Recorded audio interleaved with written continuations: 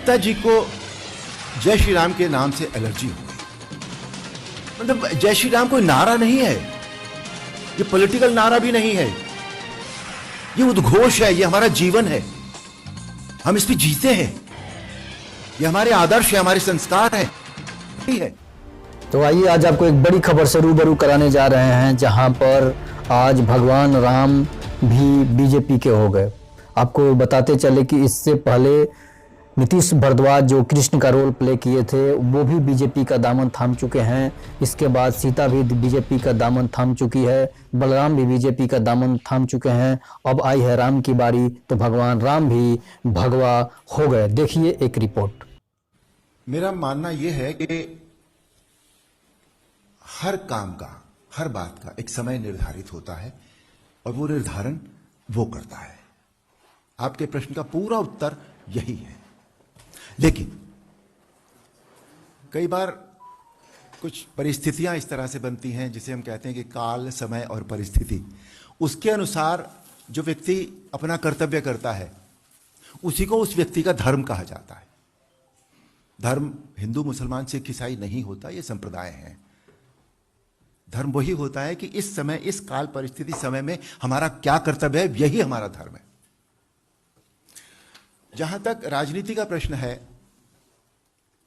राजनीति की परिभाषा पहले कुछ और हुआ करती थी भारतीय जनता पार्टी के आने से पहले। मेरे हिसाब से राजनीति को मैं बहुत स्टेटस की चीज नहीं मानता था। सॉरी, मैं जो कह रहा हूं सर दिल से कह रहा हूं बिल्कुल, कि मुझे बहुत नहीं समझ में आती थी ये बात।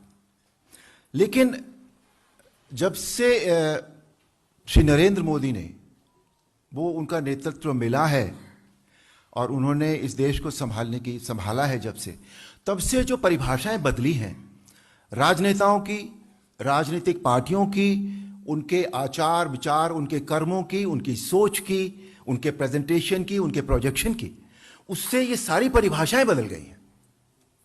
तो इसलिए अब वो बात जो पहले थोड़ी ऐसे लगती थी अब ऐसे लगती है।